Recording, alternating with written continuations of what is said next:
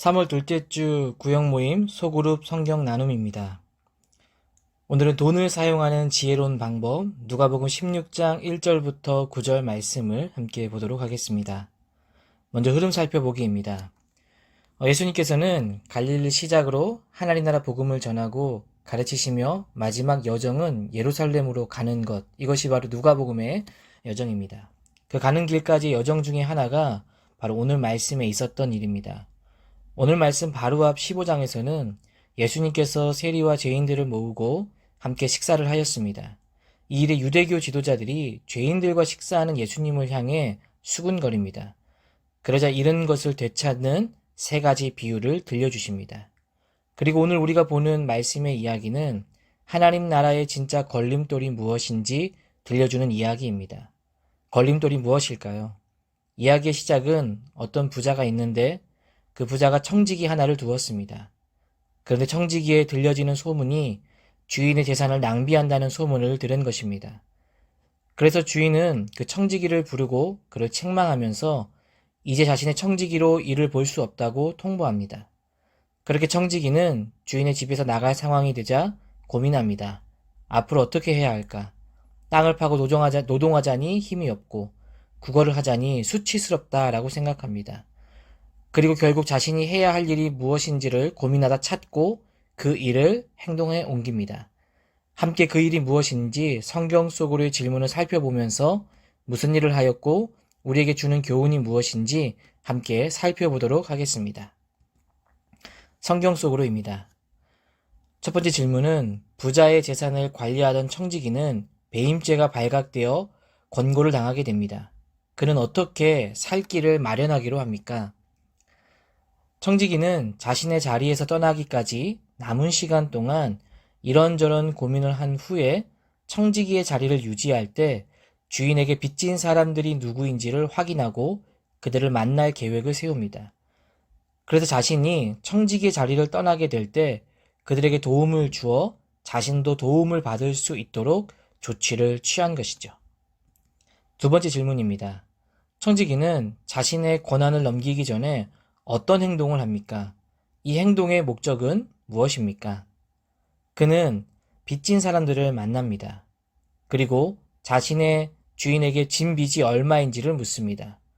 한 사람은 기름 100마리요 그러면 그는 이제 여기에 50말로 적으시오 합니다. 어떤 사람은 밀 100섬이요 그러면 밀 80섬으로 적으시오 라고 합니다.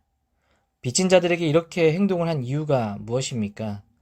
빚진 자들이 빚을 탕감받으면 얼마나 좋겠습니까? 이렇게 빚진 자들의 문서를 자기가 탕감해 주므로 덕을 본 사람들에게 자신은 좋은 사람이 됩니다.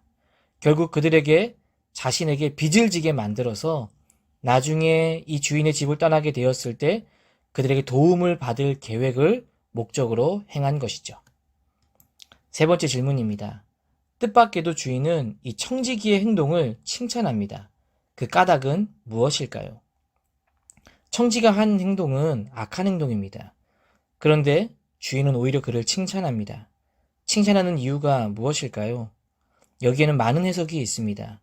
청지기가 실직의 위기에서 지혜롭게 자신의 살 길을 찾았다는 것이고, 또 하나는 당시의 땅을 소유한 부재지주는 사람들에게 세리와 같이 평이 좋지 않았습니다.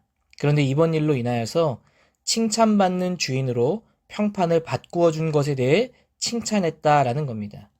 이런 여러 가지 해석 속에서 누가복음 16장 전체가 돈과 재물에 관한 것입니다. 즉 청지기의 불의한 행동보다는 그가 돈을 어떻게 썼느냐 이것에 더 중요한 방점이 있습니다. 그는 돈을 지혜롭게 사용함으로써 사람을 얻었다는 것입니다. 그래서 우리는 불의한 자라도 이렇게 돈을 지혜롭게 사용하여 사람을 얻는 것처럼 돈에 있어서만큼은 이들보다 더 지혜로워야 한다라는 것이죠. 그래서 8절에도 보시면 빚의 자녀들이 세상의 자녀들보다 더 재물을 슬기롭게 써야 한다라고 말합니다. 이런 부분에서 주인은 이 청지기의 행동을 칭찬한 것으로 봅니다. 이제 삶을 향하여 함께 질문을 통해 나누도록 하겠습니다. 첫 번째 질문입니다. 우리에게 돈은 가장 안전하고 유용한 보호수단으로 여깁니다. 그런데 돈이 우리 인생에서 모든 도움을 주는 것은 아닙니다. 돈이 도움을 주지 못하는 때는 언제가 있을까요? 여러분들은 어떤 것들이 있다고 생각하십니까? 예를 들면 구원을 돈으로 살 수 있을까요? 사람의 마음을 돈으로 살 수 있을까요? 이 외에도 돈으로 할 수 없는 일이 무엇인지 돈의 한계에 대해서 한번 구역원들과 나누어 보시면 좋겠습니다. 두 번째 질문입니다. 그럼에도 돈은 우리의 삶에 큰 영향을 미칩니다. 어떤 경우에는 돈이 전능한 힘을 가진 것처럼 환상을 가지기도 합니다. 그래서 돈을 숭배하게 됩니다. 우리가 돈의 다스림을 받지 않고 돈을 제대로 다스리는 사람이 되려면 어떻게 해야 할까요? 오늘 말씀을 생각해서 보면 돈을 잘 사용하는 사람이 돈을 다스리는 지혜로운 사람일 것 같습니다. 어떤 일에 잘 사용해야 할까요? 또 돈보다 중요한 것은 무엇이 있을까요? 한번 생각해 보시면서 나누면 풍성한 나눔이 되리라 생각합니다.